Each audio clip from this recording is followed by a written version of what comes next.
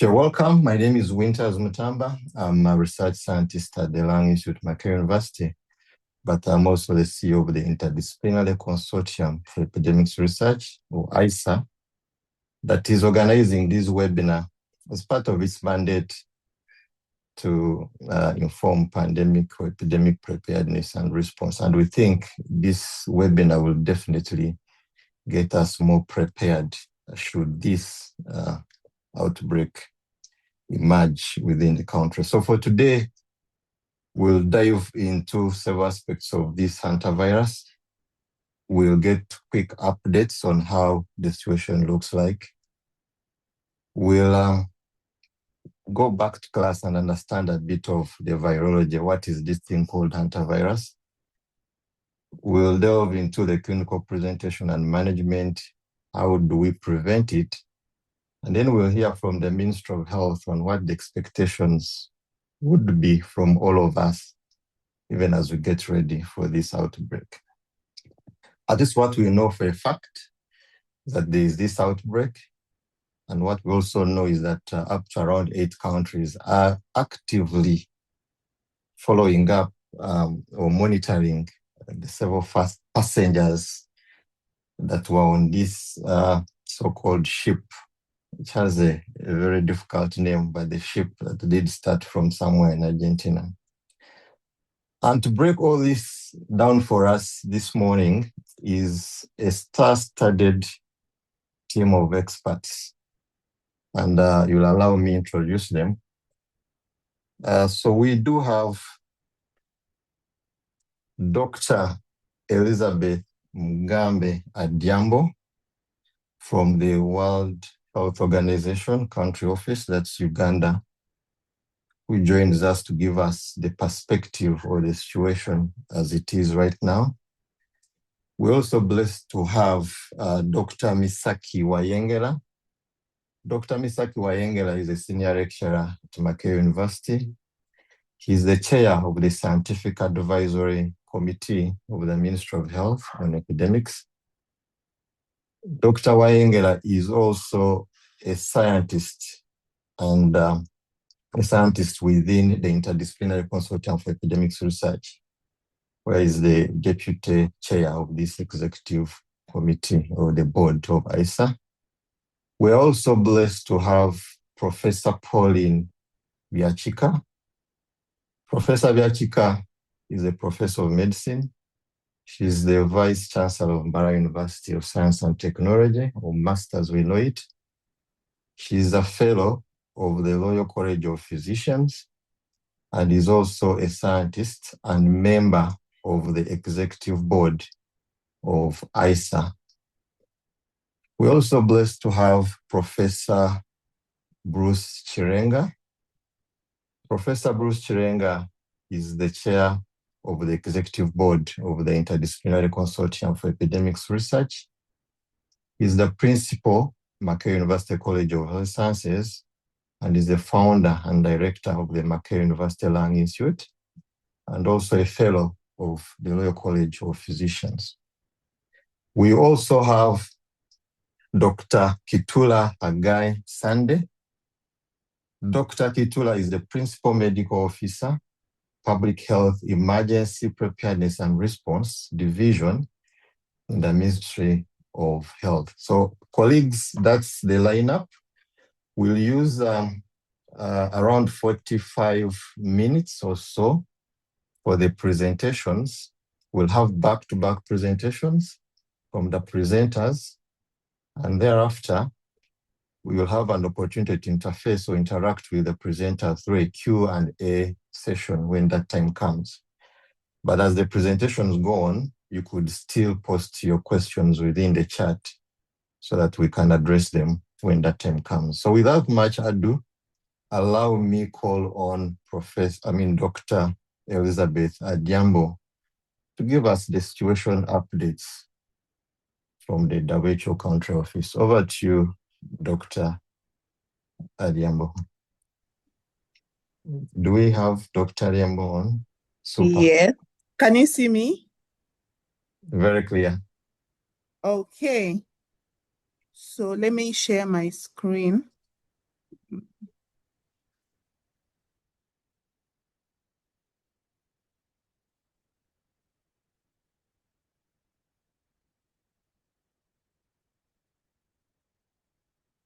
I hope you can now see my screen. So as has been indicated, I'm Dr. Elizabeth Mugambi. I am the Emergency Preparedness and Response Lead in WHO Uganda. I'm happy to be with you here today. So I'll be taking you through the situation update with regards to hantavirus. So I'll give you a little background. This is the background that we have. This was first reported on 2nd May through the IHR, National IHR Focal Point of the United Kingdom of Great Britain and Northern Ireland. So the report was regarding a cluster of severe acute respiratory illness. And this was involving 3 passengers. 2 were dead and 1 was a critically ill passenger. They were in a ship, a Dutch flagged cruise ship, which had started off from Argentina. So on 2nd May, sorry, I don't know. Oh, my slides moved. Sorry, I don't know what could be wrong with my slides. Okay, yeah. So on that same day, samples were collected and 1 tested positive for hantavirus. This testing was done in South Africa and results came back and it tested positive. So on 3rd May, again, there was 1 additional death. By the time they were reporting, it was 2 deaths that had been reported. But an extra death was reported on 3rd May. And when it got to 4th May again, the total cases were now 7, which were 2 confirmed and 5 suspected cases. And this included 3 deaths. As you can see, the progression was really progressing quickly. And by 8th May, the cases had reached 8. 8 cases had been reported, and this included 3 deaths, and 6 had been confirmed. So these illnesses, for all these cases that had been reported, that occurred, the symptoms had started between 6th and 28th April, and they were mostly characterized by fever, gastrointestinal symptoms, and there was rapid progression to pneumonia and acute respiratory distress syndrome, as well as shock for most of these patients. So this vessel had departed from Argentina on 1st April, and it was following an itinerary across the South Atlantic and had multiple stops in remote and ecologically diverse regions. And these are the areas that have been listed there where the ship was having the different stops. However, the extent of the passenger's contact with local wildlife during the voyage or prior to boarding remains undetermined. So in total, there were 147 passengers and crew who were on board, and 34 of these passengers and crew had previously disembarked. So as of 4th May, the vessel had to be anchored or parked at the coast of Cabo Verde, and it resumed again the trip on 6th May. That time it left and it was heading to Spain, where disembarkation is planned. So this is the distribution of cases and by outcome status. That is as of 8th May. As we can see, as I said, the total number of cases as of 8th May were 8, and this includes 6 confirmed cases and 2 probable. And of all these, 5 were alive and 3 were dead. So all the 6 confirmed cases had been identified as Andes virus, which is a species of hantavirus. And these were the operational case definitions that were being used to identify cases. 1, a suspected case was defined as anyone who shared or visited a conveyance where there has been a confirmed or probable Andes virus case, and they have acute symptoms, which include fever of 38 and above, myalgia, chills, acute gastrointestinal symptoms like nausea, vomiting, diarrhea, and abdominal pain, or having acute respiratory symptoms like cough, shortness of breath, chest pain, difficulty in breathing. So this is now the case definition that is in use. It was being used to identify additional cases, And even in these countries that are also currently responding to this event, they are using these case definitions. Then the probable case is defined as a person with signs and symptoms of a suspected case, just as I've mentioned in the above definition. And they've been evaluated by a health professional, and they have been found to have a link with a confirmed or probable case, but for which we are not able to conduct lab results. So this is the definition for the probable case. So there is a link. They have symptoms of suspected case, but laboratory tests are not conducted. Then the third criteria is confirmed case. This is a person with lab confirmation of Hantavirus through RT-PCR or serology testing. So this is the epi curve as of 8th, as you can see, but this is based on the date of onset of symptoms. And as you can see, the first case, the symptoms onset were 6th April. And this case died before testing. And that is why it remained as a probable case. Then again, when you look at now the different patterns, as you can see, the red are confirmed cases.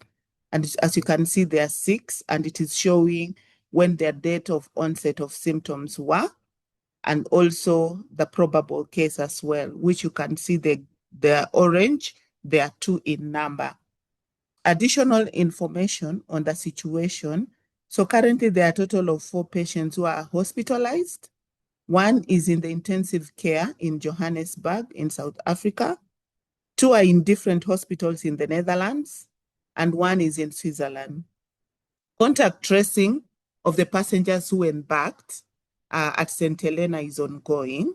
So the passengers had been contacted and advised to self-monitor for the symptoms, and also passengers who traveled on the same flight from St. Helena to South Africa with one of the cases, who was subsequently confirmed, have also been contacted.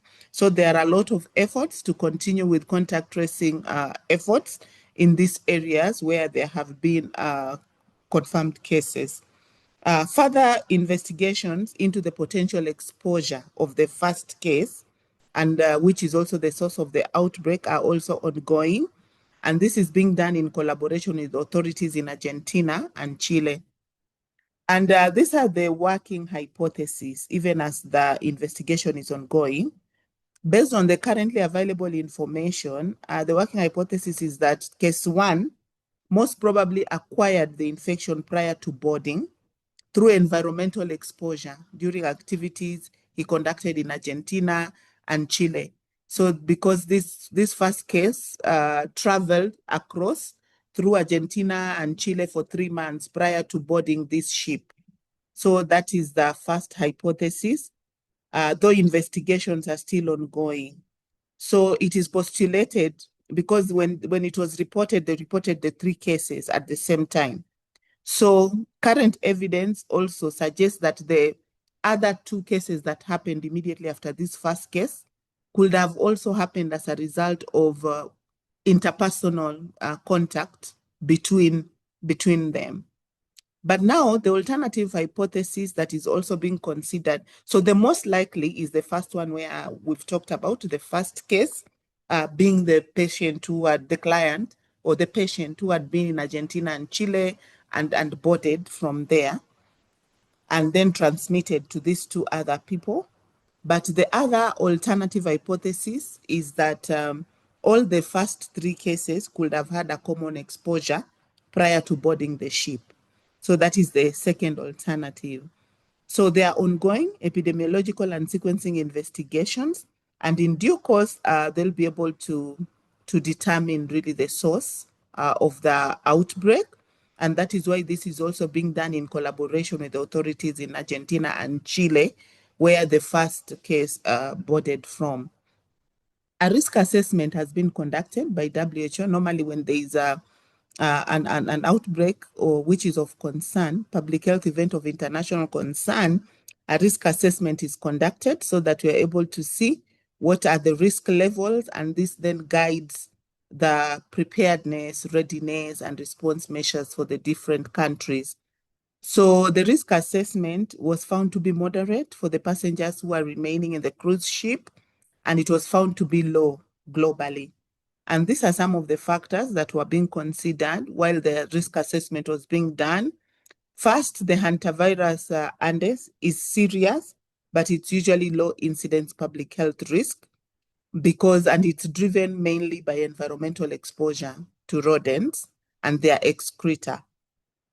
So it is very serious, but the incidence is usually low from experience.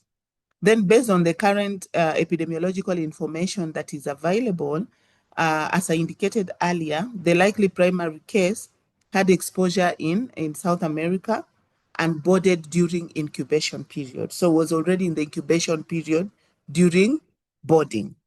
Then subsequently confirmed cases, now the two others that followed immediately could have been by interpersonal contact during this infectious period and during the 2 to 3 weeks of exposure that they had together. And the other alternative that was also being considered as this risk assessment is being conducted is that the initial 3 cases may have had a common exposure prior to boarding the ship. There are, however, still many unknowns that investigation is still ongoing, and it will become clearer as more information becomes available. And these investigations also include laboratory analyses that are also going on. Again, when we look at information from previous Andes virus outbreaks, it is found that human-to-human transmission is usually limited. It tends to remain clustered and generally requires prolonged personal contact. So you find that this information is guiding also the rating of the global risk as low. Then again, this Andes virus can be rapidly contained with control measures in place. Then communicable diseases present an elevated risk on cruise ships due to close living quarters, like in the ship, shared indoor environments, prolonged exposure, and frequent interpersonal contact, which facilitates transmission. So further information, as further information is being available, the risk assessment will be reviewed from time to time, depending on information as it becomes available. So what does this risk assessment tell us? I think this is the end. But basically for global risk assessment, as I indicated, it is rated as low. So for countries, what is required is to just continue with the preparedness activities and to ensure that in the event that we were to have a case in Uganda, is the lab able to confirm? Is the surveillance system active enough to be able to quickly detect any suspected cases? Then can the lab confirm? Are we able to isolate the cases that can be found as suspected cases? So it's around just ensuring that we have the infrastructure and the structure ready to handle any eventuality in case we were to report any case. Thank you very much. That is the end of my presentation. I think these are just the short descriptions of the different cases. When I share the slides, you'll be able to see the description of the cases.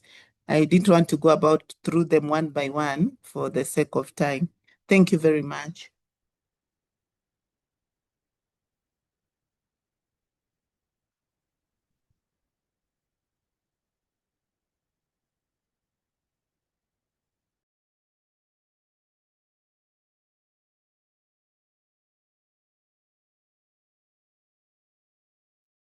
Thank you so much, Dr. Diambo. It was quite enriching. We actually didn't want you to stop. Of course, some things are quite scary, especially when you mention that there are people who disembarked, and in a world that is increasingly becoming more globalized, you fear, you start thinking, where are these people who disembarked? But thank you so much. We'll quickly dive into the next session. Dr. Wayengela will be telling us a bit more about this virus that we call the hantavirus. What's this big elephant, Dr. Wayengela? Over to you. Okay, thank you. Winters, I hope you can all hear me loud and clear.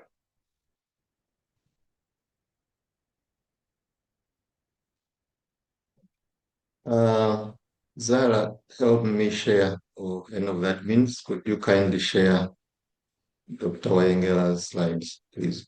Thank you.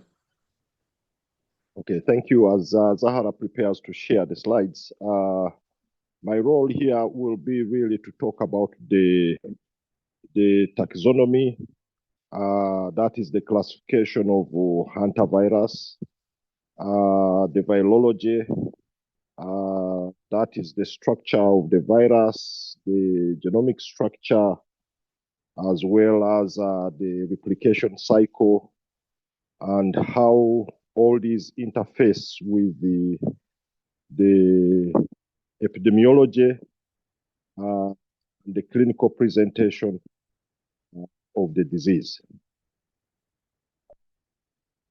So basically, hantaviruses are single-stranded negative sense RNA viruses that belong to the family Bunyaviridae. And the Bunyaviridae viruses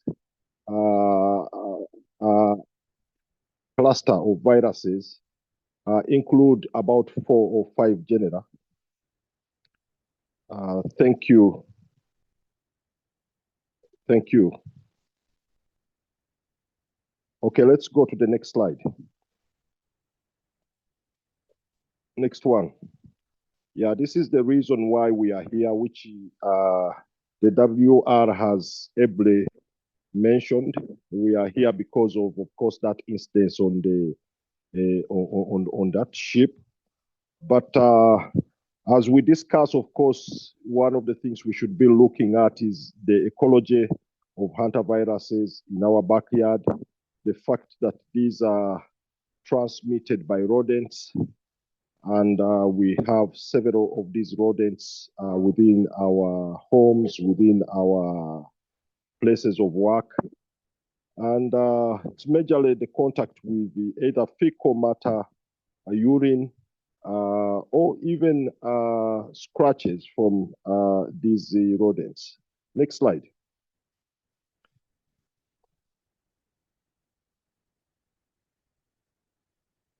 Can we move the next slide, please? So, like I started, these belong to the Bunyaviridae family, which comprises of enveloped, segmented, single-stranded, negative sense RNA viruses, and the major genera include the orthobunyavirus, the flavivirus, the norovirus,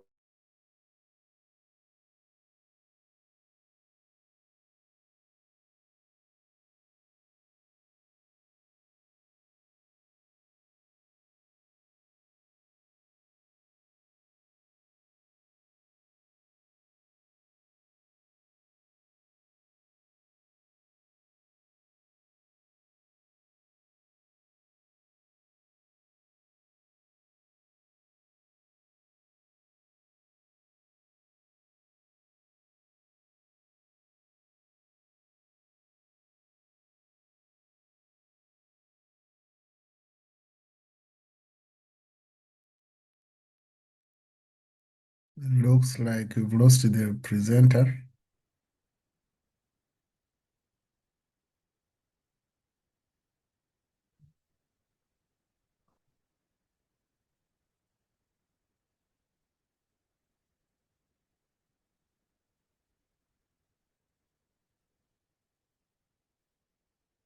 We'll wait for Mizaki to come back.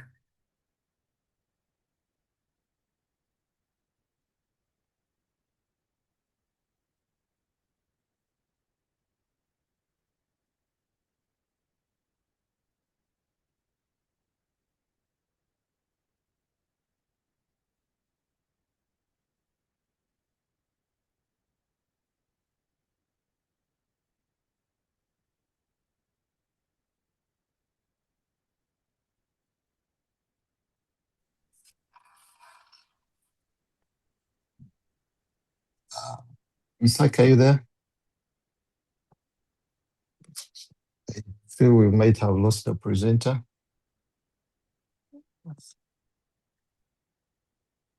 I think Yes, we'll come back shortly. Okay, yeah, let's just allow him some time, please. In the meantime, please do register your emails in the chat section. This is for us to share the recording with you, but also the slides. So do share your email contacts as we wait for Dr. Wayengera to rejoin.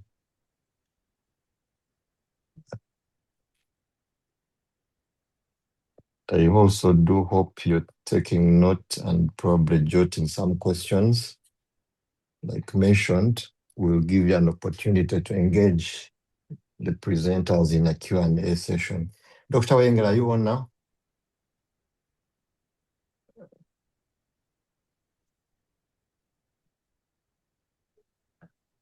Maybe we could prepare Professor Pauline in the meantime if she's around. Yeah. Let me try to look for Mizaki. Okay.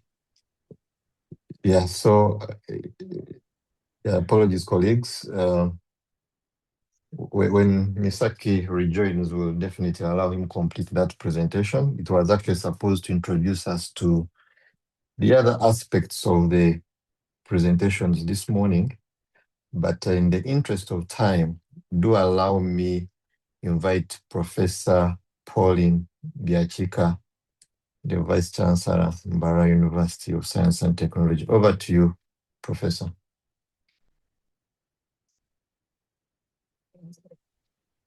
Good morning, everyone. I've switched on my video temporarily so that those who do not know me can see me. Then after, I'll switch it off. I'm very glad to be here with you this morning to present on this webinar on hantavirus. As you all know, many times, especially here in our setting, we don't have the luxury of some diagnostics.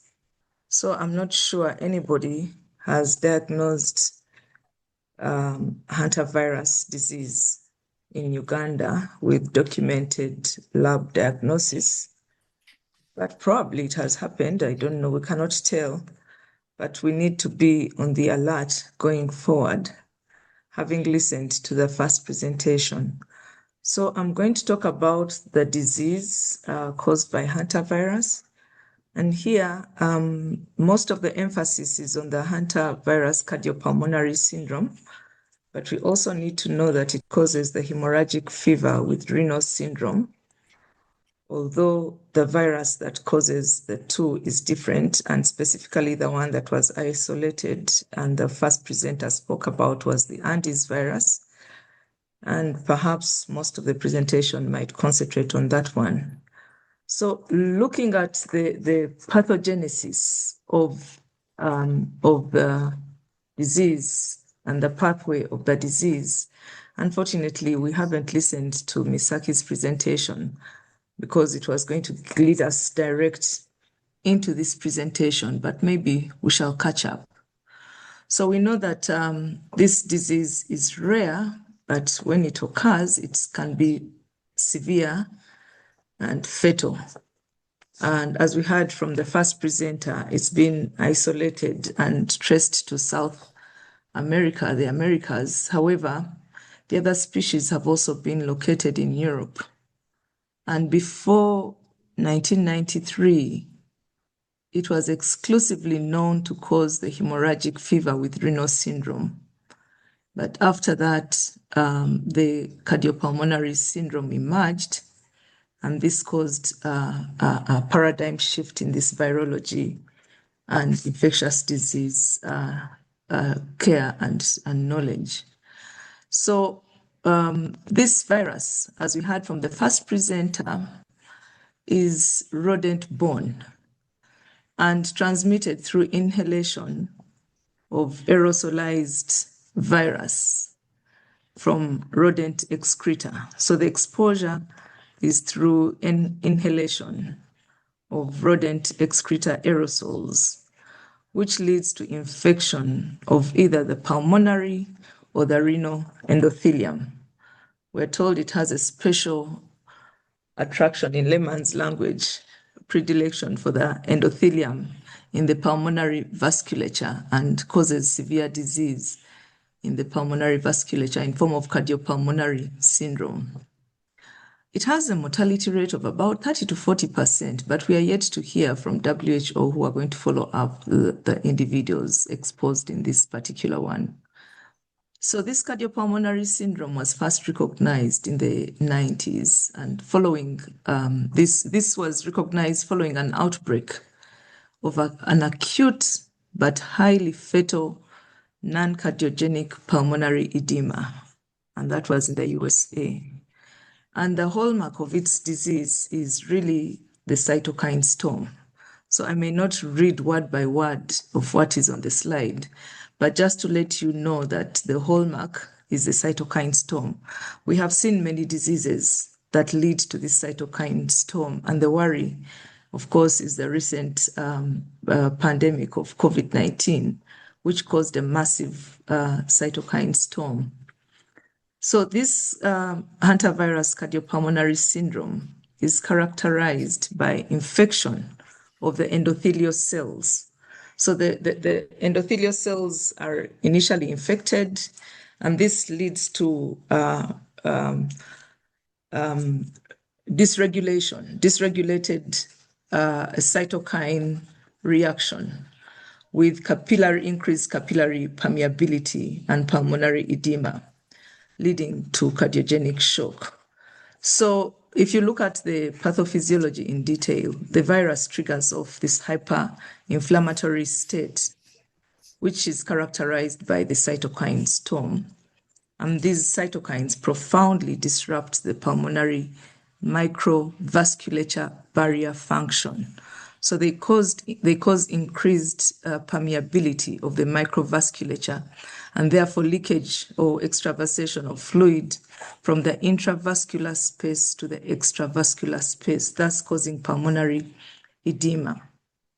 As I said, it selectively infects the hantavirus, the Andes virus in particular, selectively infects the pulmonary microvasculature, endothelial cells, and that activates that local innate and subsequently adaptive immune responses, including recruitment of specific CD8 T cells and mononuclear effectors, as you can see on the slide. I think I don't have to go through the detail of the cytokine storm. And this leads to systemic shock. So the pathogenesis is driven by the host immune dysregulation rather than direct viral cell disruption. And that host immune dysregulation is what causes the massive leakage of fluid because of increased permeability, causing edema, and causing respiratory failure and acute respiratory distress syndrome. Next slide. Oh, am I the one changing the slides? Oh, yes. Okay, so I have described the pathophysiology, and I hope when Misaki comes on board, he will speak a little more in detail about some of the things that I may have left out. So the disease itself, the mechanism of disease, as I mentioned, comes from that increased permeability that leads to pulmonary edema. And of course, when there's pulmonary edema, there's poor oxygen exchange, and there's also shock. So in the early days, the prodrome, the first about 3 to 6 days, the prodrome phase of the disease, patients will have non-specific symptoms, including fever, including muscle aches, which we call myalgia. They will have fatigue, they may have a headache, and that is really non-specific, and you may not really suspect. So maybe the message here is that since we are getting more and more of these viruses on board, we always need to be on high alert and always practice infection control measures in especially our hospital settings. But even in the social, in the public, it's important that we always follow infection prevention and control measures, because you can never know. For example, these ones were enjoying the cruise and they didn't know that somebody had been exposed. So following the prodromal period, this progresses rapidly to either the cardiopulmonary syndrome, if it is the Andes virus, or it may progress to the hemorrhagic fever with renal syndrome. And in this case, we are concentrating on the cardiopulmonary syndrome, which in my opinion is the more fatal disease, because anything that affects your lungs usually will kill you very fast. So here you get progressing into the cardiopulmonary syndrome, patients will present with cough, dyspnea, and hypoxia. And you can see these are all symptoms of reduced oxygen perfusion and also symptoms of presence of fluid in the pulmonary interstitial spaces that are causing dyspnea due to pulmonary edema, and hypoxia also due to reduced oxygen perfusion.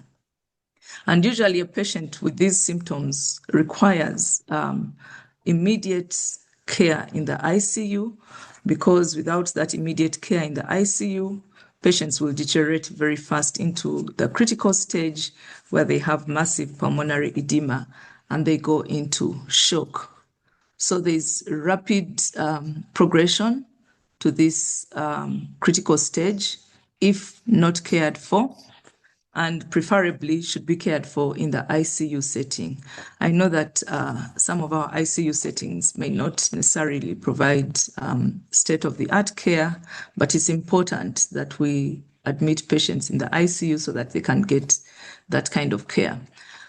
In other centers, rapid initiation of extracorporeal membrane oxygenation, which is also abbreviated as ECMO, is very handy before patients go into complete hemodynamic collapse.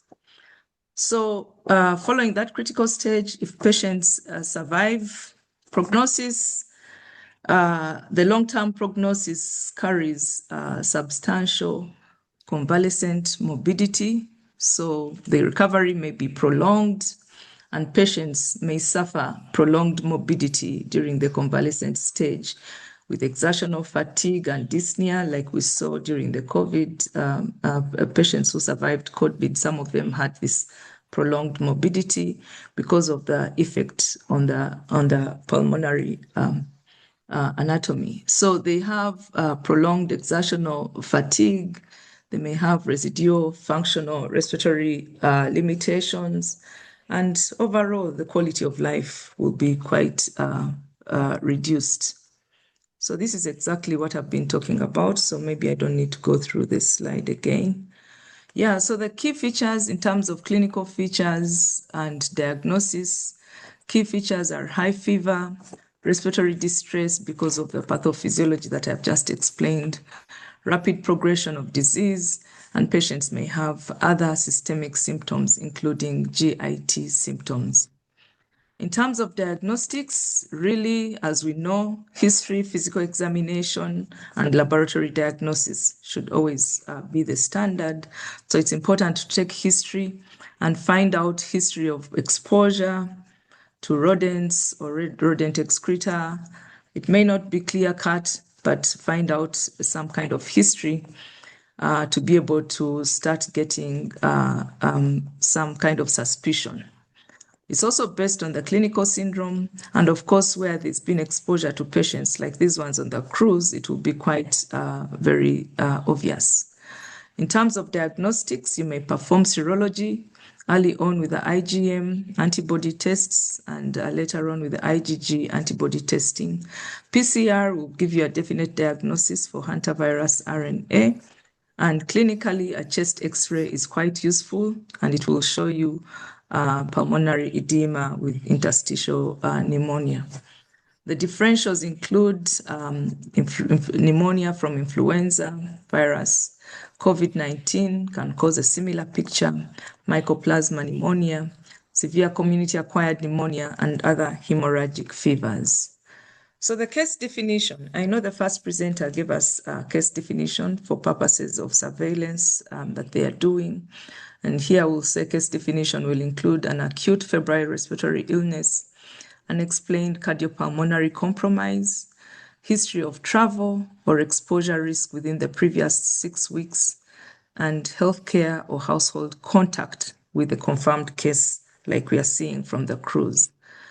Management, the clinical management, to date, there is no specific antiviral therapy, and most of the management is supportive care, like we know for most of the viral diseases. Usually it is supportive care. Early ICU care is very, very important. Ventilation support is very important. And of course, infection prevention and control measures must be a standard while caring for these patients. I'll stop there because the rest of the prevention is going to be covered by Professor Chirenga. Thank you very much for listening to me, and I will entertain questions at the end. Thank you. Wow. Thank you so much, Professor Byachika, for walking us through how would manage a patient with this hantavirus. Again, like we mentioned, the Q&A at the end. We have had Misaki, Dr. Wayengela rejoin. I hope that he can run through the remainder of his slides. Let me see. Do we have you, Dr. Wayengela? Yes, Winters, finally I'm on. Sorry, the whole thing is oversubscribed, and I'm using a mobile gadget. Somebody called and kicked me out. It was difficult to get back. Sorry about that. So we'll screen your slides again. Carol, Prof. Byachika, you might want to stop sharing. Let's have Carol. Could you screen share Dr. Wayengela's slides? I think they are coming up. Okay, thank you. And I saw some messages, people saying they were not able to hear me, but I hope everybody can hear me now. My role here is to talk about the taxonomy and the virology, including the structure of the hantavirus, the replication cycle, and how this interfaces with the clinical presentation and the epidemiology of hantaviruses. And previously said, the hantaviruses belong to the family Bunyaviridae, which comprises of enveloped, segmented, single-stranded RNA viruses, which are negative cells. And within the family, we have 5 genera, which include the orthobunya viruses, the fleboviruses, the niroviruses, and the orthohantaviruses. And I said that within this classification and within some of the other genera is where we find Rift Valley fever, as well as Crimean Congo, which happen more frequently in our setting. Next slide. So briefly,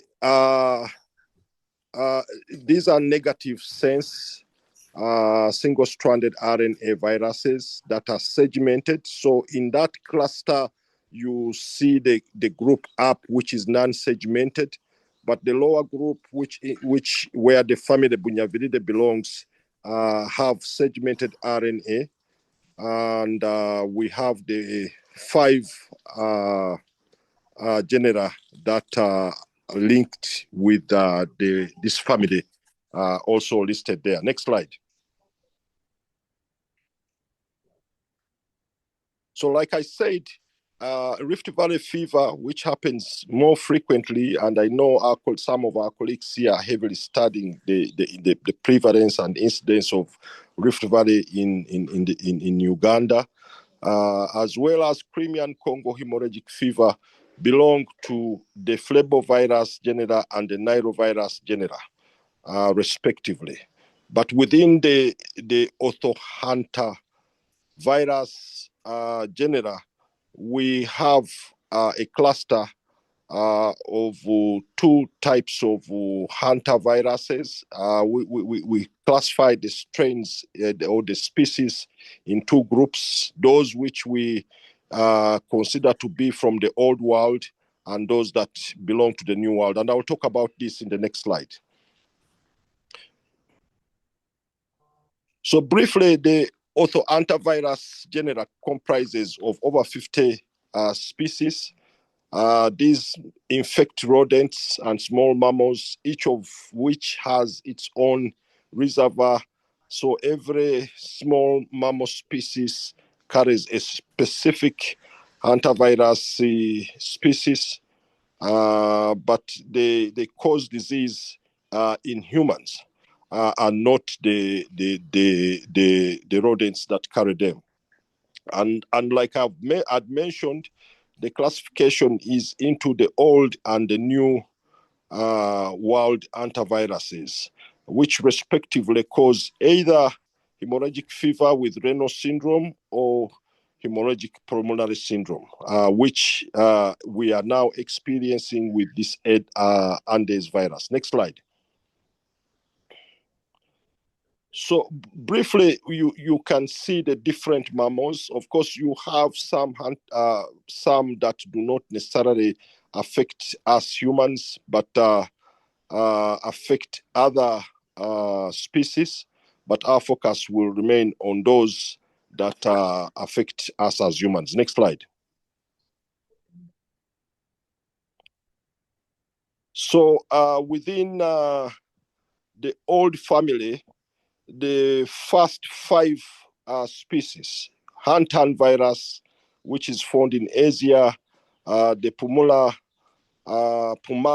virus, common in Europe, as well as the Sol virus and the Debra Belgrade virus, linked with the old world. And I will try to demonstrate what is meant by the old world. Then the Sain Nombre virus, the Andes, the Boye virus, and the New York virus belong to the New World. Next slide. Next slide shows us a map of the world, which essentially outlines what is considered to be the old world. And you can see the species distribution there. And from the current outbreak, we are experiencing the Andes virus and Andes virus species, which is probably named because it's linked to the Andes Mountains in Brazil, in South America. Next slide. So the overall structure, these are spheres, but they could also assume a pleomorphic, and by pleomorphic it means they take on shapes that are unpredictable. They contain a 3-segmented RNA virus, which is segmented into the large, the medium, and the small segments. This, I must note, also allows for reassortment or genetic shifts, subsequently leading to new strains that might not necessarily present in a similar way like the previous strains. Next slide. So these are, in terms of the virions are enveloped, they are spiked.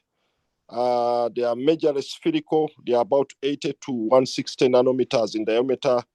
They comprise a lipid envelope that is covered in spike proteins made of 2 viral glycoproteins, the GN and the GC.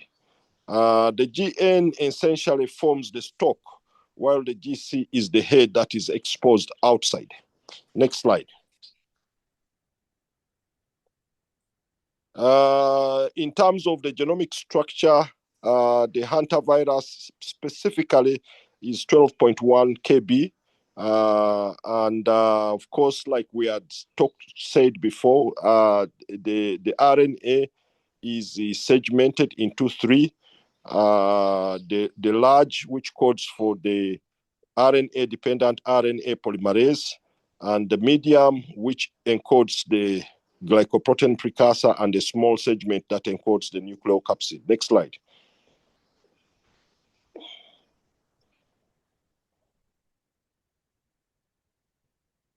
Next slide, please move the slides.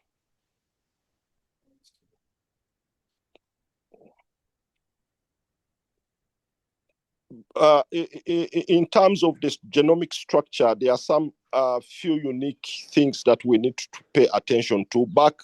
Go backwards to the previous slide. The fact that each of these segments, could we go to the previous slide, please?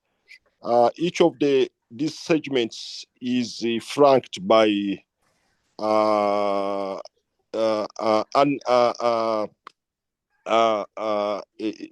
untranscribed RNA that forms the caps, and these caps enable the RNA to wind around itself in a manner that creates what they call a panhandle structure. And that is something that we need to pay attention to. And in the next picture, I was actually trying to demonstrate what is meant by the panhandle structure. Next slide. So you can see that this is the structure of the handle for the pan, and you can see how this RNA is arranged, winding around itself, but also, of course, being interlinked with the ribonucleoproteins. Next slide.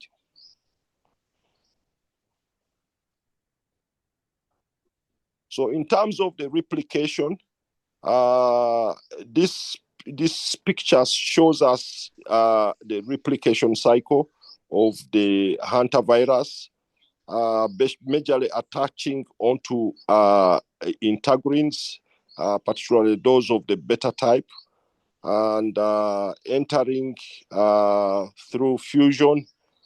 Subsequently, of course, the coat, the outer coat, is absorbed either by lysosomes or it is taken up by endosomes, releasing the RNA. The RNA is subsequently transcribed, but also replicated.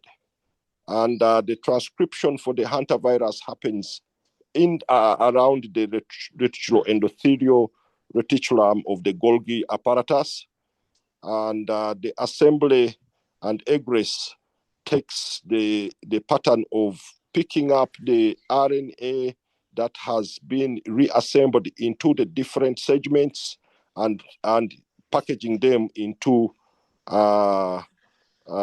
into the structures that we saw, the panhandle shapes, and subsequently, as the virus egresses, it picks up part of the cellular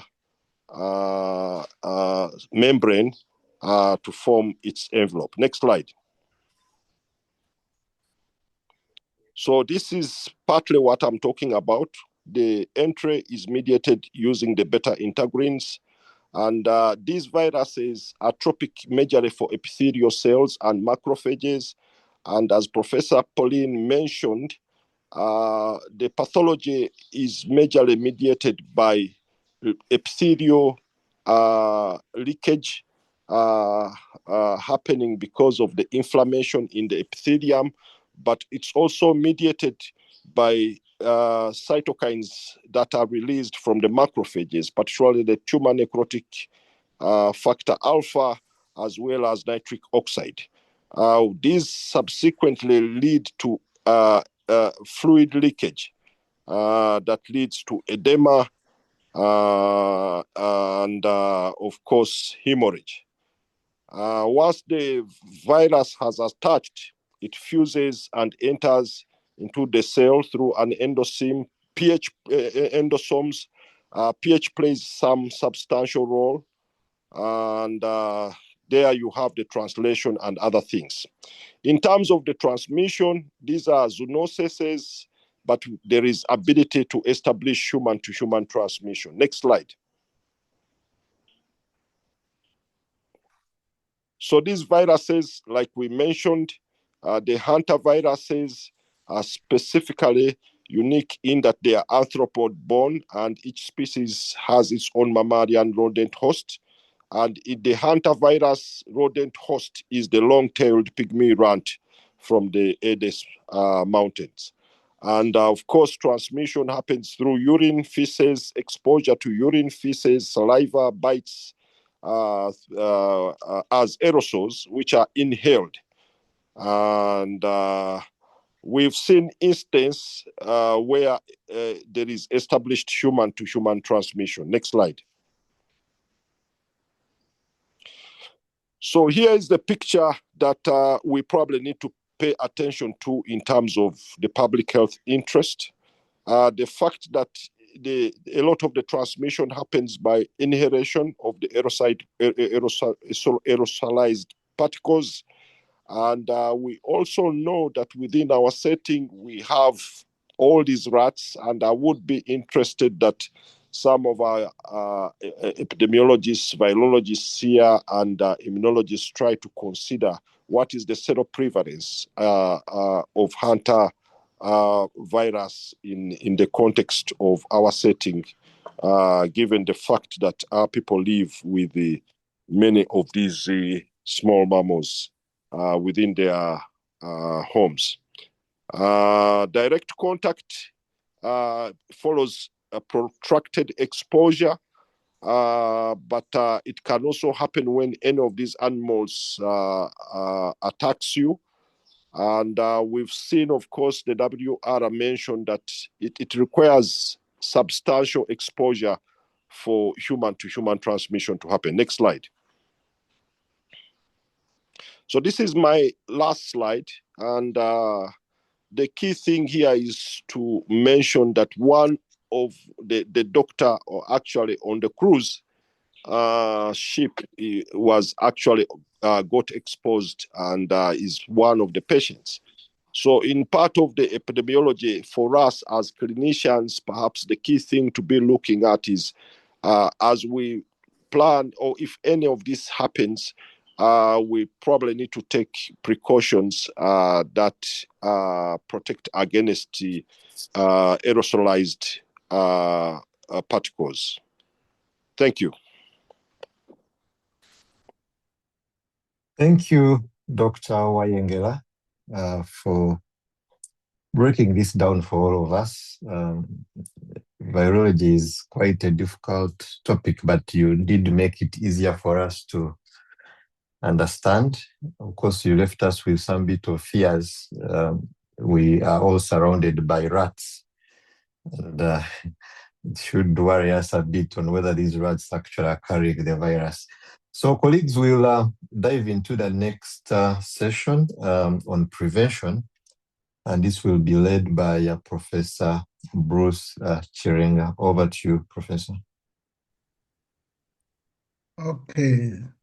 Oh, my video can't come on. Okay, I think it has come. Let me see.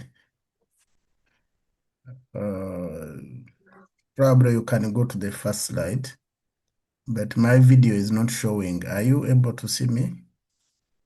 It's probably covered. The iPhone just popped up. Yeah, I don't know, but we can't see you. I don't know what is covering it. But anyway, people don't know me. I am Bruce Chirenga. I will actually switch it off so it doesn't disturb me. So go back to the first slide, please. The first slide. As we bring the first slide, and please put them in presentation mode. Thank you, Mizaki, and everyone for joining the meeting. Mizaki actually showed a very scary thing. There is that round thing you showed. I saw very many animals there, including a picture of a fish, which carries the actinovirus. And that really is scary. But winters, many of our people no longer live with rats. We are now a middle-income country. So let me start on what I'm supposed to do. My first slide has not come, but me, I have a simple job, is to really talk about the prevention as it is known now. And I will mainly talk about, I can actually show my slides because I have them here. Yeah, I have them here.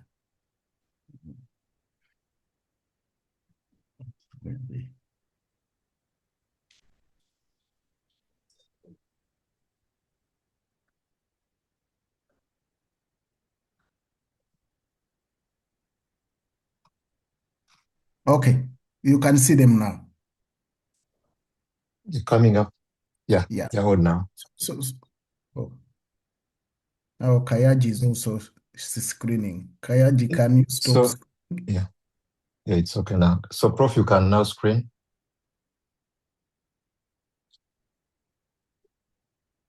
Sorry, we are losing some minutes here. Okay, is it fine? They're coming up. They are on now. Okay, so I was saying that now we need to synthesize the science that Mizaki has gone through to see how we can prevent this virus. I will mainly talk about the public health interventions to prevent the virus. But I know people will want to ask me about vaccines, so I have one or two vaccines things to talk about. I will first say is that um, this virus, as we speak now, we don't have established medical or biomedical prevention measures, including vaccines. So, therefore, the important thing are the public health interventions to prevent it. The first one, as you've heard, this is mainly a virus that jumps from animals to humans. And the good news is that for most of them, human-to-human transmission is not possible. But for this Andes virus that we are talking about, there is a possibility for human-to-human transmission, as was mentioned in the first presentation. So the first thing is environmental control, that we needed to implement measures to prevent really interaction of humans with those rodents. But like I mentioned from Mizaki's slide, I don't know whether people saw it, there are quite a number of these animals that you may not know which one you got exposed to. And as you heard from Elizabeth's presentation, the first hypothesis that people actually got exposed before they got onto the ship. But of course, we know what happens in the basement of those ship. Probably there were some rodents that people were exposed there. So one of the first things is that to make sure that there are no exposures to these animals.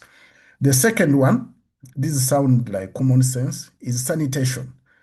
Even when there are these animals, they live in the environment where you are.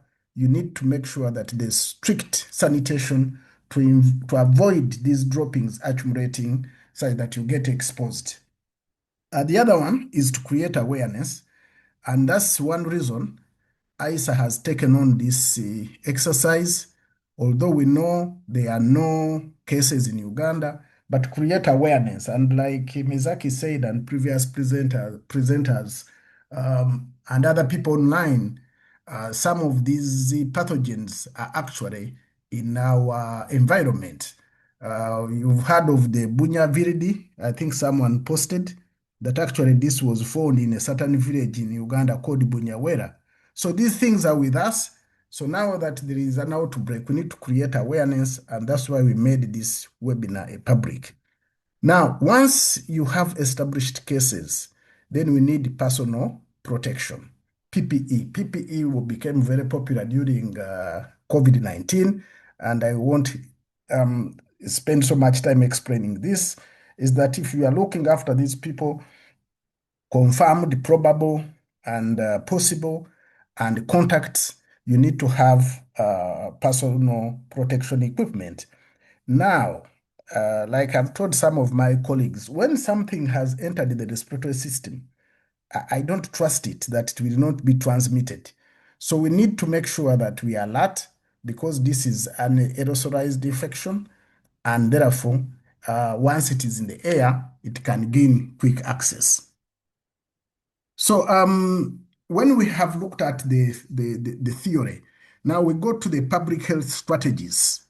These are the strategies people in the Ministry of Health, in WHO, and other public health agencies can implement immediately. Yes. For example, the first one is notification. Notification followed, so meaning that we all have a duty.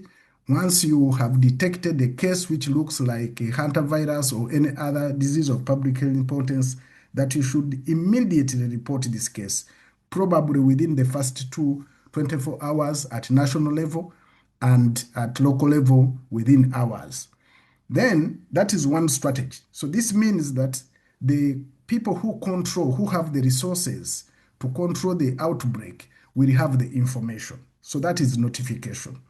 The other one that we do is contact tracing. So once you have a case, you must be able to look for the contacts. And as you've heard, most of the contacts have been identified and they are isolating in different countries. Of course, there's a lot of debate, especially on social media.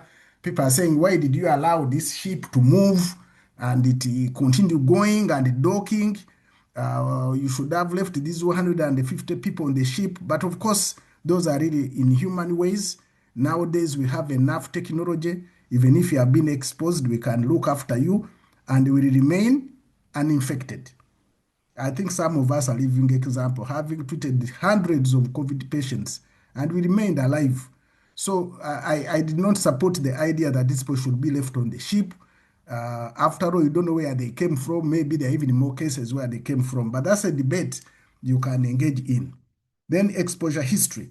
Then we have, these ones I've already talked about, rodent control, hygiene, safe cleaning, PPE, and then community awareness. Now, there's something here I've called prevention of PALS. In any outbreak, yes, there are these things which are key. They should be on your fingertips. Here I'm speaking to the public health control people in the Ministry of Health and others. You must have a high index of suspicion.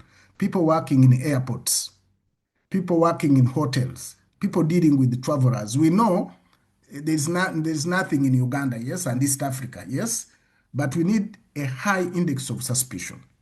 Now that this outbreak is there, people at the entry points must be able not trust nothing, but of course, not stigmatize people.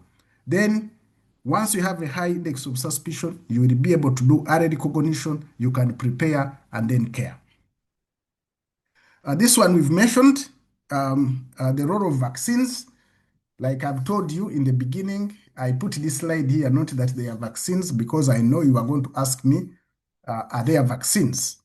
At the moment, there is no FDA, EMA approved hantavirus vaccine. Please note those words.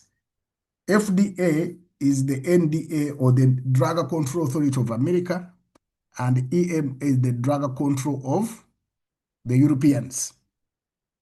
According to those two agencies, there is no effective vaccine. But as we'll see in the next couple of slides, there are some things somewhere, as I will show you. Now, the role of a vaccine, once this is now a theory, basic vaccinology, that you should be able to protect, prevent, and preserve. That you need to create, a vaccine should be able to create a shield around vulnerable people. I hope I can slow down such that people understand that. This is actually the basic of vaccinology. We vaccinate to protect a single individual, to protect the community, and to preserve the long-term health of the people. So we need a vaccine that will not only prevent individuals from getting infected, but they can create a ring of protection around the community and preserve long-term health. So there are a couple of platforms that people are looking at. These ones I will not bother you so much. I know if I don't talk about these, people will ask me. We have our traditional vaccines, inactivated DNA, particle, but there are also now efforts for Hunter using the messenger RNA technology that became very popular during COVID-19. But I will go here. If you remember, I told you the big boys, the Americans and Europeans, have no vaccine that they have approved. But there are some things somewhere. For example, in Korea, they have this thing called Hantavirus. Yeah. that has shown efficacy of about 57% and is believed to be safe. Now, this thing here, of course, you heard from Professor Pauline, mortality once infected reaches 40%. If you remember, severe disease in COVID was only under 10%. So this is 40%, but of course, less transmissible. So these Koreans have something that is up to 57% effective, but is not widely used. Yes. They also have something, the bivalent, as you can see, that has also undergone phase 1, phase 2 studies, and it protects, but the undercutting with it, this HTNV, the protection is only 6 months. But some people, they have something, but it's not globally available. I will leave this and I will go to this, and this is to the immunologist on the call. As clinicians and public health practitioners, we are longing for a time when we will have a broadly active vaccine. Yes, we know these vaccines work through inducing antibodies in many cases, of course, plus cellular component. But our wish from the public health and the clinic is that you can give us a broadly acting vaccine. For example, these, what you called them, their family is called what, Mizaki? The bigger family? No. They are, you said they are Bunya something. All this group, I saw actually somewhere where they branch, actually the viruses are in the same group. Can we have at least a first line vaccine which can broadly protect? This could be the wish. Otherwise, as you can see now, people have run back to the lab. They are creating a Hunter vaccine. Before they come out, there will be another one, and therefore we remain on tenterhooks. And that brings me to the concluding remark that the public health interventions are the biggest ally that we have in these outbreaks, and they saved us from COVID-19, as we saw. Chair, I stop here. Thank you, Prof. Chirenga, for telling us how to prevent this hantavirus. And I liked also the bit about the vaccines, the presence or absence of these vaccines, which further underscores, I think, the role ISA would ideally play in making sure these vaccines are ultimately. Yeah, now we can see you, but now we can't hear you, but we see you, Prof. Chirenga. Yeah, so ISA definitely is supposed to fill some of these critical gaps around how safe these vaccines are, how effective they are. And it's good that there are some vaccines in the pipeline. So hopefully they ultimately get here and we provide the needed evidence that would support their rollout. So colleagues, we'll go into the last presentation. And this is a presentation from Dr. Agai Sande from the Ministry of Health. And I hope by the time he's done, we should be able to know whether we should fear as a country in terms of how ready we are to hit this outbreak if it does happen. Over to you, Dr. Agai.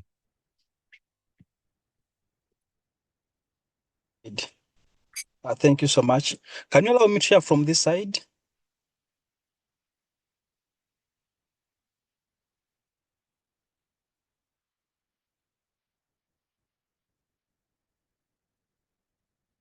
Thank you so much.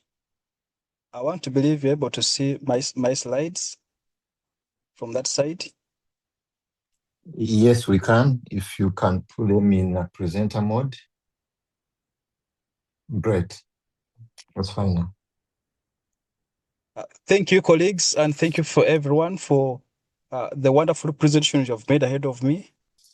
I know you have somehow summarized my work, but I want to say that as a country, we are in an alert state, alert mode of this virus. It means that we have now heightened our surveillance. So this is this presentation really is going to be twofold, giving information, but also to call upon the regional emergency operation centers to go into the readiness state and into the alert mode because of our points of entry that are in some of these regions. So allow me to skip the agenda. But why is Uganda? Why are we interested as Uganda? Why must we get concerned? Chair will allow me to show my face when I'm almost done. But let us know why Uganda we must act now.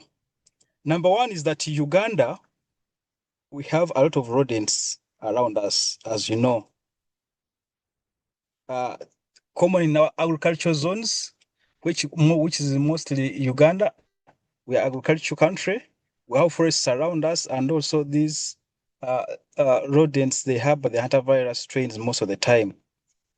Then also the connectivity, the travel connectivity, Entebbe Airport from South Africa, from Europe, Middle East, all these regions that have had the confirmed MV hideous contacts, really, they have a propensity of reaching in Uganda. Then also our limited capacity, ICU capacity, as you know that most of these, as we've said, they affect the respiratory system. It means that the ICU is the most needed structure that in our health system, because once people are affected, they will need ICU capacity. However, also we have HR obligations that Uganda is legally obligated to maintain core capacities to detect, do assessment, and also notify and respond at the same time. But we rely on our experience from the Ebola, Marburg. Our infrastructure, we have trained so many people, we have trained health workers on high consequence pathogens. So we're really confident that once we're able to detect at the points of entry or within the country, we have the capability to manage. But also we have to be cognizant of our connectivity with South African borders. Tanzania has access to the sea. Kenya, we can have them come from South Africa to Rwanda, DRC. All that connectivity with porous borders really puts Uganda at a very vulnerable state. I'll look at surveillance and early warning signs, Chair, based on what WHO had already presented, looking at the suspected case, looking at acute febrile illnesses, plus any of the malaria, headache, GI symptoms. Those can be some of the suspects that you may have if you're seeing them in your facilities. So, but all the suspected, probable, and confirmed cases here shall be refined as we get more information. However, we say that we need to be reporting. Clinicians who are able to suspect, please report immediately, report the district health officer, who report to the Ministry of Health Surveillance, also shall report as our mandate to IHR, as our mandate of International Health Regulation to WHO, which we shall also report to WHO for where required to the headquarters. Chair, as I told you that we have the point of entry as Uganda, and our biggest point of entry is the international airport, Entebbe International Airport. Why? What makes it a high risk, high priority? Because it has direct connections to South Africa, UK, Netherlands, and Switzerland, where we have had some of these cases. We have had also Malaba border, which is medium, Busia, Mtukula. The Katuna border in Rwanda is really low medium, Chair. So really, our biggest worry is at Entebbe International Airport. The biggest advantage at International Airport to have some scanners. They're able to because fever being one of the prodromal that presents these patients, we have some scanners which can pick high elevated temperatures in people who are entering the country. So we think that can be our first area of surveillance to be able to pick some of those people within the country. Laboratory, we have laboratory capacity, Chair. Professor Bechka said she was worried that we have never organized, but I think the UVRI at Entebbe has capacity to really detect, because we remember that when we had anthrax outbreak in Chotera, with the first suspect that was Hantavirus, and most of we failed to get cases of anthrax from all the tests initially, but we were testing whether it was Hunter, because some people presented it similarly. However, it turned out negative for Hunter, so that's why I say as a country have capacity. If really it is Hunter, we shall be able to detect. But also we have the WHO lab in South Africa is also at our disposal. We have also CPHL here, and also we have other labs that really we can bench up to. But also we have developed capacity in terms of collecting the samples, even using full PPEs. We have also capacity of the double bag with leak-proof containers, and also the carriers are available to transport these samples all over the world. Looking at case management, Chair, we have designated facilities. We have Mulago. Mulago also, it has an isolation center for viral hemorrhagic fevers where we are managing our Ebola. It's available to us. Mbarara Hospital has an isolation center there. Guru, there is one. Mbale, there is one. But also key rules to the clinical side is that fluid must be cautiously given. Early intubation, vasopressors in case of septic shock that has been reported, but also extracorporeal considerations may be considered in cases of these areas. Chair. Risk communication. Chair, risk communication and community engagement. To the general public, Chair, we say that Uganda, we have we have very low risk, and also we want to tell the public to avoid rodent contacts. But also where the rodents have become a problem to your area, please contact us on 0800 1066. Also, you can SMS us on 6767, or you can send a direct email on alerts@health.go.ug. If you have people who are returning from outside the country, in those countries that I've talked about earlier on, please don't fear to report, just report and we shall do the rest. Our health workers know the case definitions, report immediately. In case you have anyone suspecting that may be suspicious of the disease, please put on full PPEs and follow the IPC protocols. For the returnees from South Africa, Atlanta, in the past 8 weeks and have fever, breathing difficulties, isolate and also call immediately. So our VHTs, please, people from the regions and the districts, educate on rodent control, seal foods, do wet clean only, report illness clusters to the DHO for immediate intervention. We request everyone that please do not give information to the media unless it has been cleared by the Director General. Why we emphasize this? Most of these outbreaks have impact on the economy and also tourism. So if you're not sure of the information, please, we request that everyone should first have clearance from the Director General or the highest office in that region to be clear to speak on it. So, Chair, our legal basis which we act through is the Public Health Act. We may have to quarantine some people without first getting their consent and even isolate them based on the Public Health Act of CAP 281, but also international health regulations demands that we notify. It gives us this obligation as a state party, but also have the National Epidemic Preparedness and Response Policy, where we may have to activate the Emergency Operations Center within the regions so that they take control and have capacity to manage and coordinate and communicate on behalf of the central government. We have the Uganda VHF treatment and IPC guidelines, which have been adopted for 2022 for high consequence pathogens management. And also, Chair, you know that we have the East African cross-border disease surveillance protocol with Kenya, Tanzania, Rwanda, Burundi, South Sudan, and DRC. And also, we are a member of other international agencies like IGAD, East African Community, EXA, which also have the mandates to see that cross-border surveillance is heightened and we are able to overcome or detect early and respond to these public health emergencies, Chair. Otherwise, Uganda will remain to say that our surveillance and early warning systems are up. Points of entry, we have capacity, laboratory, case management, and risk communication. And for anything that has been detected in the community, please call our emergency hotline on 0800 1066. Thank you so much, Chair. Thank you very, very much, Dr. Hagai. It's actually quite reassuring to know that Uganda is ready. For most of us who are involved in the COVID-19 research response, you would say we're actually caught unaware.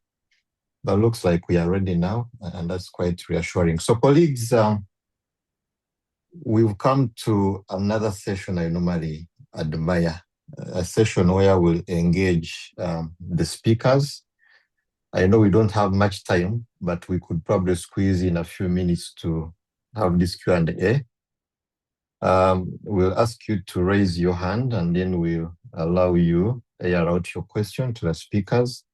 I know there are so many that have been put on the chat. It might be hard for me to get everything. The chats are quite long, but I think I will read one that has interested me. But before I come to that, I will also use my privilege as a chair to ask one question to Dr. Wayengera. So one thing I know is we've had hantavirus outbreaks here and there, a bit isolated for quite some time. And again, picking from COVID-19, we had things like mutations, variants, and most of us will remember the Micron and all those. And I'm wondering if such has been reported about this hantavirus, especially for a virus that has had several isolated outbreaks in several parts of this world. Is there a possibility that this could have actually mutated? But while you get ready to respond, Dr. Wayengera, I want to read one question from the chat. This is, I think, from Serena Gole. I will address this to you, Professor Chirenga. So the question is, the first case is believed to have been exposed before boarding, and it is assumed that the symptoms became evident a bit later while on the ship. How then is it that the people who are in contact with them in the ship develop symptoms immediately? Does that mean the person-to-person transmission is more virulent than the environmental exposure? I like this question because I know, Prof, you've introduced some of us to the idea of inoculum and stuff like that. So that's the concept of inoculum play a role here, which is something else. So you, Misaki, first, and then Professor Chirenga for the second question. Okay, Winters, thank you for asking the question. And for my presentation, I actually showed that these, first of all, RNA viruses. We know that RNA viruses are extremely promiscuous because the RNA polymerases don't have the ability to proofread whatever mutations come through. They cannot eliminate mutations when they happen. So that alone makes these viruses prone to heavy change. But also the segmented structure of the RNA makes it very easy and possible to have reassortments, which can lead to drifts, eventually leading into new strains emerging. Now, I don't know Winters, but there are some sets of questions which are interesting on the call, on the chat. I don't know whether I should go ahead and respond once so that I move off, since you are the chair. Yeah, you can quickly run through them. I see 3 hands up. So somebody asked about the history of the Bunya viruses in Africa. They, like Prof indicated, the word Bunya viride actually emerges from the name of the Bunyamwera virus, which was discovered in 1943 in Uganda. And that Bunyamwera virus was discovered in Semiriki forest. It is transmitted from the Aedes mosquito. It belongs to the genera Orthobunya virus, where the Lacrosse virus also belongs. Another person asked, how does the hantavirus disease relate to good pastures disease? Hantavirus disease is majorly mediated through capillary leakage, while good pastures is majorly antibody mediated. But of course, there is data to show that because of the inflammation that happens to the glomerular basement membrane, there is production of antibodies that could potentially cross-react with the good pastures test, which tests for antiglomerular basement membrane antibodies. So perhaps that is the relationship. But the clinical presentation is very similar, and almost everything from the hemorrhagic fever, renal syndrome, to the hemorrhagic pulmonary syndrome and ARDS can happen in either the two. Someone asks what type of rats exactly. The rat indicated as a reservoir for the Aedes hantavirus is the long-tailed pygmy rat. But of course, it would be of interest to really study some of our rats and see what do they carry. Another person, of course, had asked whether dogs could be potential intermediary hosts. And also this emphasizes why we need to do some ecological studies. There's a lot of work to be done, and we just probably need to organize ourselves better. Thank you. Over. Thank you, Dr. Wayengera, for answering those questions. Before Can I I come add to to the the hands, first question? yes, Elizabeth. Yeah, just to add to the first question, thank you very much, Dr. Misaki, for that response. I just want to add additional information because like from how the person understood it, it's like the second case was really quick. But just to add information, the first case, they boarded the ship on 1st April. That's when the ship left, developed symptoms on 6th April and died on 11th. The second case developed symptoms on 24th April. That is 18 days later. So it was not immediate. So I thought I could add that information on context. And that's why the first case was not tested. You know, when it was first case, probably they couldn't suspect that there could be something to worry about. So he was just being managed. Then he died. That's why he died without being tested, and it became a probable case. But now, when on 24th April, they saw 2 other cases with similar symptoms. That is when now it raised suspicion. And that is what also event-based surveillance is about. And that's when they reported and testing was done. And then hantavirus was diagnosed. Thank you very much. Thank you, Elizabeth.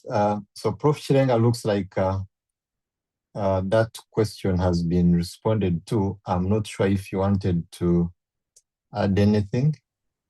Just to tell people that a number to take back in their head is that given exposure, symptoms will appear somewhere between 7 and 56 days max.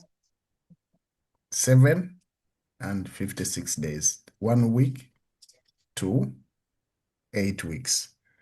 Now, the concept of the inoculum, which you wanted me to bring up, is actually well known, that if the initial pathogen load you get at the time of exposure is high, you are more likely to get severe disease. That has been established.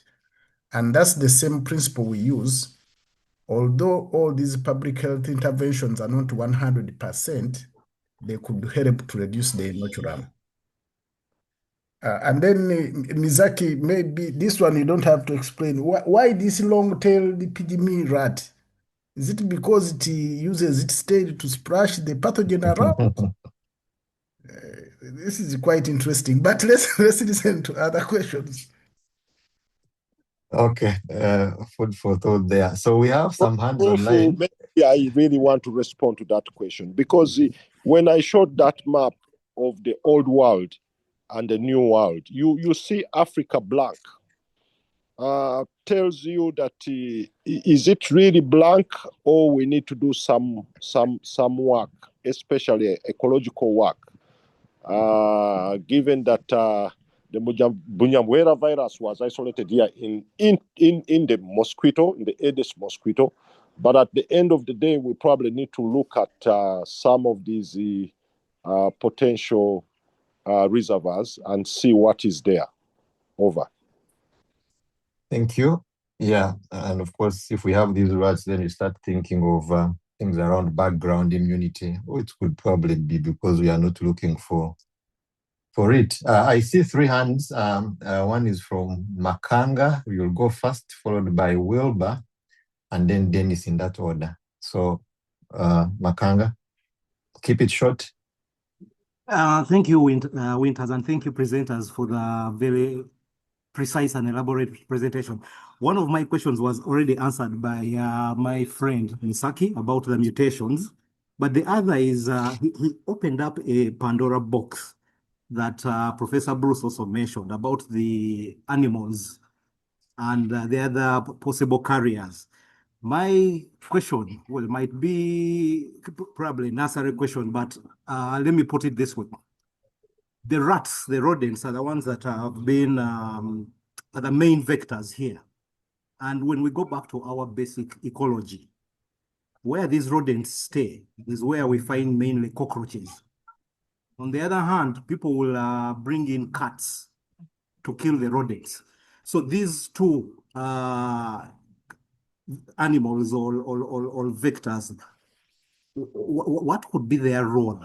Because I know we have roaches all over the place, we have cats all over the place, and we definitely have rats all over the place. This is open to any of the presenters. Okay, we've picked that. I will give you a response.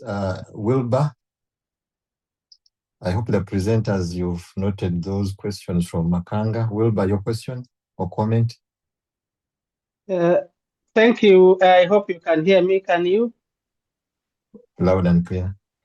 Great. So my question goes to the last presenter about surveillance and communication. So we know that these days social media is a great source of information. And I'm sure now Ugandans are already picking up messages from social media about this outbreak, which has happened anywhere in the world. So as the Ministry of Health or your department, how do you stop Ugandans from being unnecessarily worried or believing misinformation that may appear on social media? Thank you. Thank you, Wilbur. I hope, Hagai, you've got that. Just to let you know, there are people already thinking of a lockdown. We are getting back to the infodemic period. Dennis, keep it short. Dennis? Thank you, Chair. Can you hear me? Yes. Hello? Yes, thank you, and thank you all the presenters. Mine again goes to to the WHR, and again it's riding on Misach's projected maps where we don't have we either don't have data from Africa or we have background immunity. I am curious to know if we can have maybe some kind of racial profiling of these cases. Or I think there are 15. I would like to know their racial profile. Are they Caucasian? Are they Latino? Are there any Africans in there? Over. Thank you. All right. Thank you, Dennis. I see two more hands have emerged. Allow us to respond to these questions first, and then the second round, which will be short, will be basically for these two hands. I see you, Joan and Henry, so I will give you an opportunity to ask in the second round. So the first question was for you, Dr. Wayengera. Things around cockroaches, rats and all that, and they are all. Dr. Wayengera. Thank you, Winters. Winters, there are many questions, really. And, I like these webinars because you know that one of the things we are trying to do with the filoviruses is to do ecological studies to understand the exact reservoir, the exact sources of the transmission, the transmissions that we see, the jumps that happen, especially for Sudan, Ebola virus. And I think this kind of work needs to be done across the board, because like I showed the map is rather blank for Africa. We don't know what is happening there, but there are rats in Africa too. So so it will be something of interest to literally try to see. I've told, for example, I will tell you about a study that has actually shown that for Ebola, there is a seropositivity for some of the pigs, the goats, that live with people in some areas. And this tells us that probably these viruses could potentially also attack these animals. The key question to ask is whether these animals can act as intermediary vectors to transmit to humans. All these questions beg for answers. And I hope my friend Makanga can really make it his goal to come and answer some of these questions. Over. Thank you. Dr. Hagai, I hope you picked a question for you from Wilbur. Thank you, Chair. I promised to show my face, and I think you're able to see it this time around. Chair, I want to assure the public that there's no need for them to be worried. And also, the public is our greatest stakeholders in surveillance. So they give us a lot of listening, they do a lot of follow-up, and also they help us to act much faster. So the public is our greatest stakeholders when it comes to surveillance. They report anything suspicious, either on social media or on the radio or anywhere, and even they make phone calls. And as they do that, our surveillance system becomes very, very sensitive. They pick it up and even they follow it up. So really, and also our country being a low risk as of now, lockdown is far-fetched, is still far from us. And also from WHO, as they said, most of the contacts are already known, and some of them are already in isolation. So we don't think really that Uganda can be overwhelmed with this virus. It has come timely, and also the authorities on the international space have already taken control of some of the aspects of the contacts in terms of isolation. Thank you, Chair. Thank you, Dr. Kitula. And I think lastly, there was a question for you, Elizabeth. I don't know if you picked it. Or it's been answered. I don't know. I might have missed that. Yes, I picked it on the racial profile.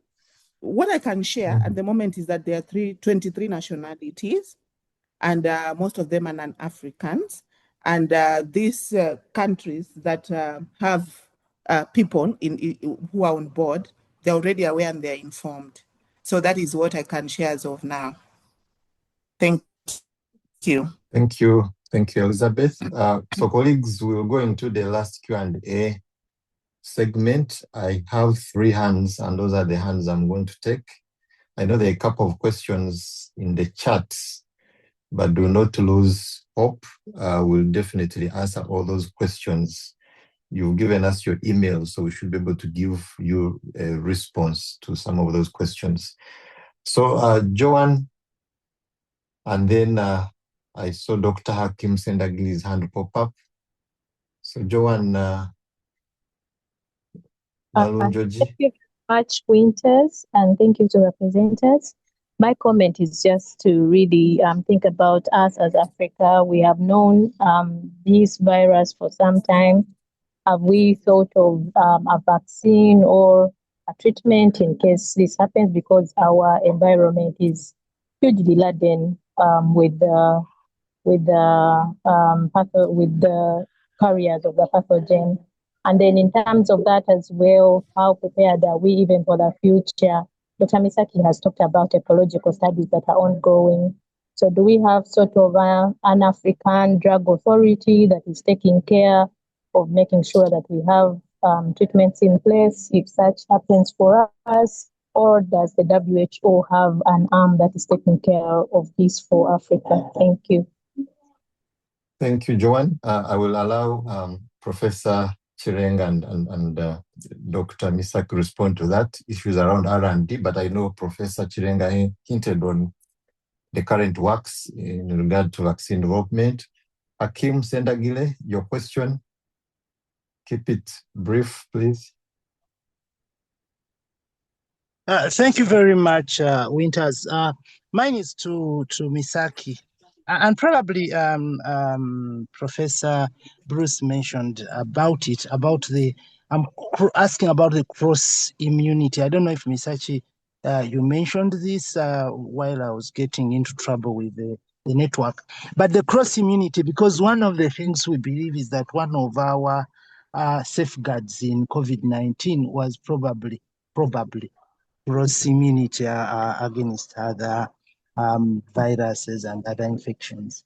So, Dr. Misaki, have you heard anything about cross immunity? Do you know anything about the type of immunity that we may be able to mount as Africans if we got into this kind of epidemic? Thank you. All right. I hope you got that, Misaki. Henry Kagwa, keep it brief.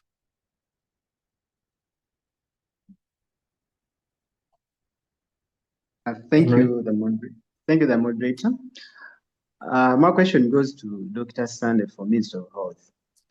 Has the government planned to engage traditional healers or herbalists in regards to this outbreak? Because we understand in 2025 Ebola outbreak, the index case had sought care from a traditional healer. Thank you. Thank you, Henry. I know you addressed that to Kagwa, but the presenters here are also directors of a very important program, the clinical trials of natural therapeutics, which of course was informed by what we saw during COVID. So maybe Prof. Chireng and Prof. Yachika will also give some response to that. And then lastly, Temba.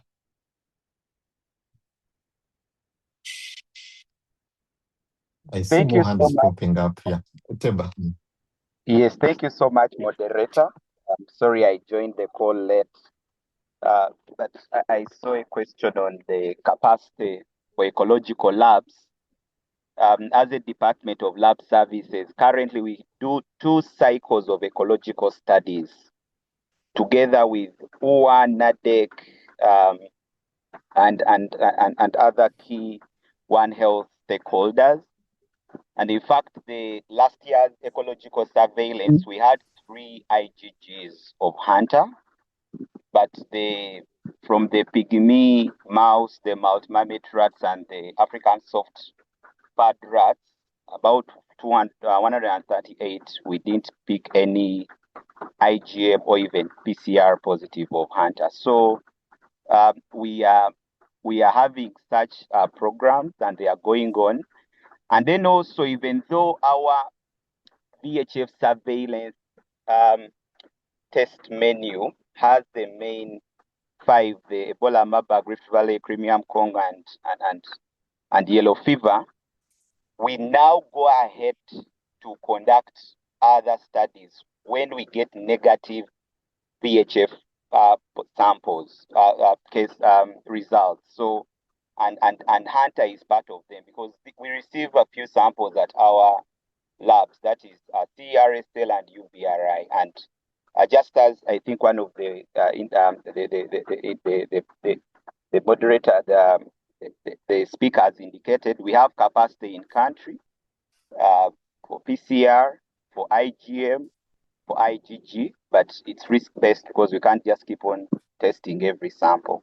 Yeah, just wanted to respond to the aspect of ecological surveillance. But obviously, we need to do more. And then also, because we just spent, like in Luero, it was about 1 month for the study. So we need to do more. We need to do more risk mapping and identify some hotspots, obviously, together with the surveillance department and other key One Health stakeholders. Yeah, but thank you so much, and back to you, moderator. Thank you, Andrew. Again, that's reassuring. Andrew heads the Central Emergency Response and Surveillance Laboratory. So when you speak, my brother, you know that my worries are laid in a way. I see Komakech. This is the last hand I will allow. So Komakech, keep it short. I need to release everyone in 4 minutes. So Komakech, your question. Thank you, Jim and presenters. My question has already been put across. However, I would just want to appreciate this kind of heightening of our surveillance in the country and the approach that we have shared. Still, my concern still goes to One Health approach that is still looking a little weak in the country. And I think this could be one of the opportunities that we can be able to strengthen and have this structured down to the grassroots. Thank you. All right, thank you, Komakech. Now over to our presenters. There were a couple of questions. Feel free to address what you can. There were questions for R&D, cross-immunity, role of traditional healers and herbalists. And then the last one was a comment from Teba about the capacity for ecological labs. So who wants to give it a go first? Is that you? Yes, Misaki. Yeah, I think I will speak to the question that Professor Sendagile raised about cross-reactivity. And there are studies, I think, done in West Africa and South Africa that have actually shown that there is cross-reactivity of antibodies picked from West Africa with hantaviruses from Europe. And also, of course, the mention of about a 1% seropositivity in South Africa, which tells you that probably there is a saturation of hantaviruses. The key issue has been confirmation of hantaviruses in our context. And I am glad that Andrew has some kits for testing for hantavirus. Hopefully you can mobilize a little bit more, because from the immunological perspective, having a seropositivity does not necessarily equate to an infection. And I think that is something that we need to be looking at. In terms of the R&D, I think one of the things we need to make our African scientists realize is the need for us to become more proactive in terms of working on some of these things. The Honorable Minister of Science and Technology has done a good job by bringing out the economic, beyond, of course, the health security perspective, but also the economic value of doing R&D. And so you can imagine that perhaps investment in countermeasures against some of these pathogens could have a lot of economic potential. You picture if somebody in Uganda had a therapeutic way vaccine, what would happen to that person? We saw this happen during COVID-19. We saw the big companies like Pfizer and, of course, the German company make a kill. So, and I think a lot of support is available. Winters here is just launched Biomics, which is an incubation center or an accelerator that is willing to support innovators. So I think that if anybody is interested in pursuing this kind of thing, we can support. Over. Thank you, Misaki. Prof. Chirenga, anything for you?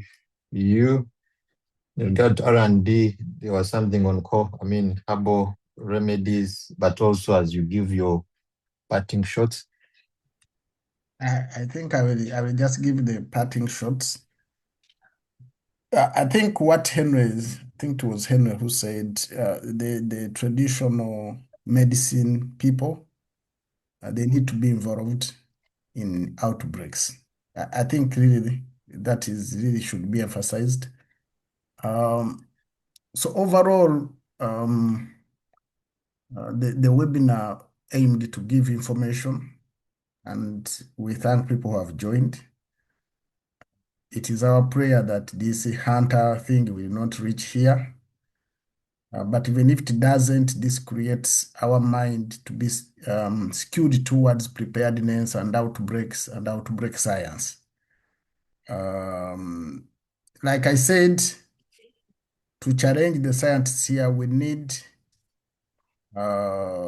molecules, proteins which could elicit antibodies that could be broadly neutralizing, that we can deploy as we look for pathogen-specific vaccines. This sounds like a bit of Jurassic Park, but I think it can be done. That's actually my conclusion. Thank you, Prof. Yes, it can be done. Prof, what I do best, so frankly speaking, even if we woke up now and said, okay, we go into the databases, look for sequences, identify epitopes, we will be able to produce whether you want a diagnostic or you want to develop monoclonal antibodies. We have this capacity and people should not be shy about it. Over. Thank you, Misaki. Prof. Biachika, your parting shot. Thank you so much, everyone, for attending this webinar, and a special thank you to all the presenters. I guess my parting shot is on IPC. I know that we don't have cases in the country, and as our colleague from Ministry of Health has said, we are on alert and we are well prepared. I just want to tell especially the clinicians to always have a high index of suspicion of any of these infectious diseases. When a patient comes in with non-specific symptoms, they have a fever, they have headache, they have myalgia, don't take things lightly. Let's always be alert with a high index of suspicion and do the needful history, physical exam, and laboratory diagnosis as expected. Let's use the IPC, the infection prevention and control measures, routinely so that it becomes part and parcel of our practice, so that we don't have to wait for the Ministry of Health to announce there's a case, then we start running around to get IPC measures. Of course, using the IPC measures within the limits of exposure, depending on where we work. So thank you very much, and I wish you all a good day. Thank you. Thank you, Professor. And to you, Dr. Hagai Sunday, your parting shots. Thank you so much, and thank you, my colleagues, my fellow presenters, for this webinar. It has been timely and well thought of. I want to answer my colleague who talked about the issue of traditional healers. These traditional healers, for sure, they are part of our existing surveillance structure. As you know, that we have a department of community health, and also we have risk communication and community engagement structures that go up to the district level. We have the community health educators, and all these people, as they are disseminating this information, also this information goes to the herbalists or traditional healers who are part of the community. And this is a high consequence pathogen. Definitely, if one of them gets infected and dies, it will be a high level alert, and for sure, investigations will come through and that person will be identified. And also during the trainings of 2022 Ebola, 2019 COVID-19, 2022 Ebola, Mpox, again 2025 Ebola, we have been talking to these people also. We have been involving them and encouraging them to report anything unusual within the community, or in cases of death, mass death in their community, mass deaths of animals, and any other thing that is unsuspicious in the community. And they have been doing it through those community structures. So during this Hantavirus, we're going to use the same, we're not going to divert. So we just encourage each and every one of you that's in this webinar that you're part of surveillance structure. and also you have the mandate to report unit structures. Thank you so much. Thank you, Sunday. And lastly, Dr. Diambo Elizabeth, your parting shot. Yeah, thank you very much to the organizers and all participants. It was great. I also appreciate the fellow presenters. It was very informative and insightful. So my parting shot is, though the global risk is low, Uganda must continue to remain ready so that we are able to promptly detect and respond to any cases in the event of any importation. Thank you very much.